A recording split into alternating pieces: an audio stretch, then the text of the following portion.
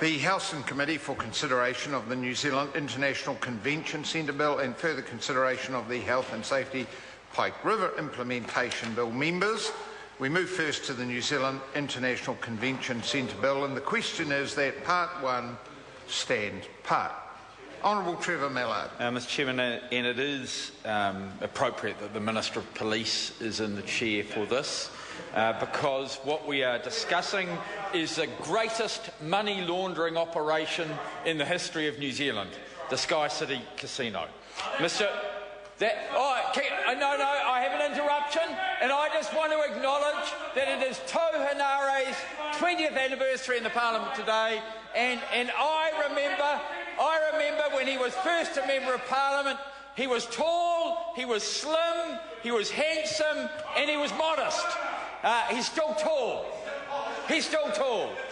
Mr Speaker, I do congratulate the member and the other members for whom it is their 20th anniversary. And of course, sir, you're tall, you were modest, you're still modest. I don't think it's fair to say you were ever slim. Fit maybe, Mr Speaker, but shall we get back to the pillar? Please do. Well, I think it's fair to say I was responding to a non-verbal interjection on your part. Mr Chairman, going back to the bill, I want to focus on a couple of parts of the bill, and the first is the very top of page 5, very close, the second to last part of this part, second to last subclause of this part, where it says it is the intention of Parliament that the provisions of this Act are interpreted in a manner that best furthers the agreements expressed in the agreement.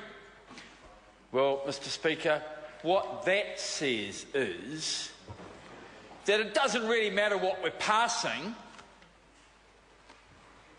the agreement's going to count.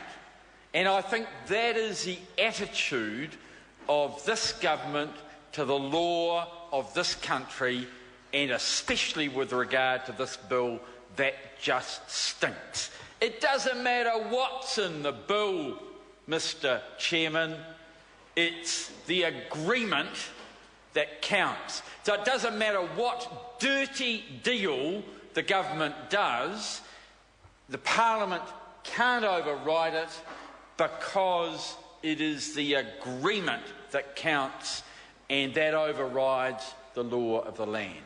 And Mr Speaker, I just want to say that I'd be surprised if it worked in a superior court in New Zealand. I think, in my view, that in the end they will go to the legislation rather than override the legislation with an interpretive clause like this. But it just shows the attitude of Stephen Joyce that he would attempt to do such a thing. And, Mr Chairman, I want to just remind people what that agreement referred to in that clause, in subclause 2 of clause 4 is. It is the agreement to increase the number of gambling machines in New Zealand massively at Sky City. That is the agreement that will cause New Zealanders to lose their homes. That's what Sky City does now. It entices people into gambling, and many of them lose their homes. Many of them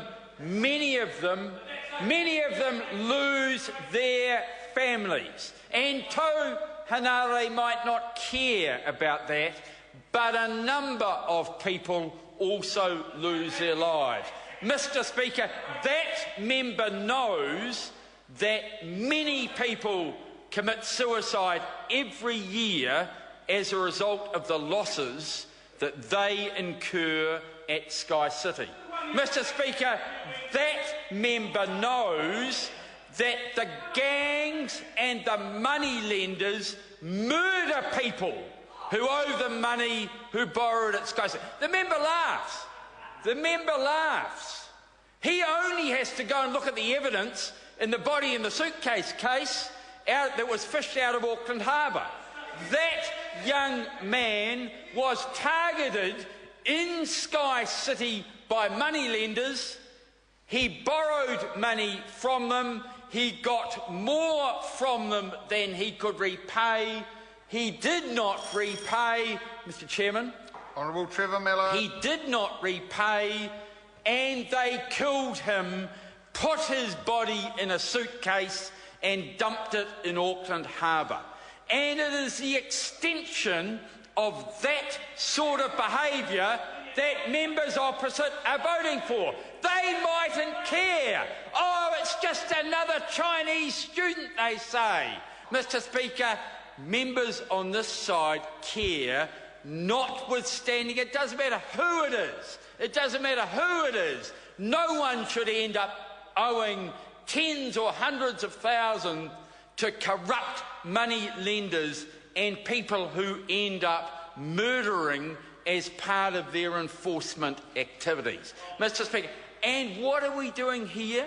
Under Clause 4, Subclause 2, we are giving the legal effect to an agreement which will result in people losing their houses. Well documented. Members opposite know it. Members opposite know that families are destroyed as a result of the problem gambling, the very type of which is caused by this sort of 24-hour, 7-day-a-week operation that the members opposite want to make worse. Members opposite don't care about the destruction of families that occurs as a result of the inability of Sky City and others to curb the problem gambling.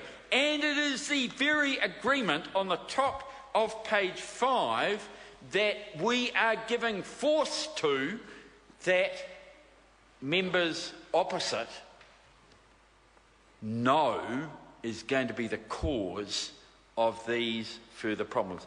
Mr. Chairman, I see that Clause 5 binds the Crown. Well, I want to say that it might bind the Crown for now. It might bind the Crown for now, but I do want to remind the House of the fact that the Crown cannot bind itself into the future. And when there are decent gambling laws in New Zealand, and they are inevitable, the Crown will be unbound from this legislation, because that is the way that our parliamentary system works. You cannot bind a further government, and I think everyone on this side of the House is committed to a decent review of gambling laws, and any suggestion that this law, which takes out not one but 2 reviews of the casino licence, anyone who thinks that that could survive a decent review is fooling themselves, is absolutely deluding themselves. And therefore, Mr. Chairman, people opposite have just got to know that the sort of arrangements that are embodied in this cannot possibly continue. Mr. Chairman, the Labour Party has looked at the possibility of doing multiple amendments and trying to fix this bill up. But we've come to the conclusion, and I want to say we will support the Green amendments, we'll vote for them, but we've come to the conclusion that this bill is so bad that it cannot be improved to the point of being acceptable. It is so. It's sort of like the old saying, Mr. Chairman, you can't polish a turd. Mr. Chairman, this bill is a shocker. Order. No, that's unacceptable, and the member will not use that term again. Honourable Trevor Miller. Mr. Speaker, this bill is rubbish, and it doesn't matter what adjustments you make to it, it cannot be improved to the point of being acceptable. There is nothing that one can do that allows for the extension of gaming, extension of the gaming of the highest turnover of any sort of gaming, the highest per table turnover in the country, and what's more, the highest pokie machine turnover in the country. That is absolutely unacceptable, and we will vote against it. Grant Robertson. Mr Chair, I want to carry on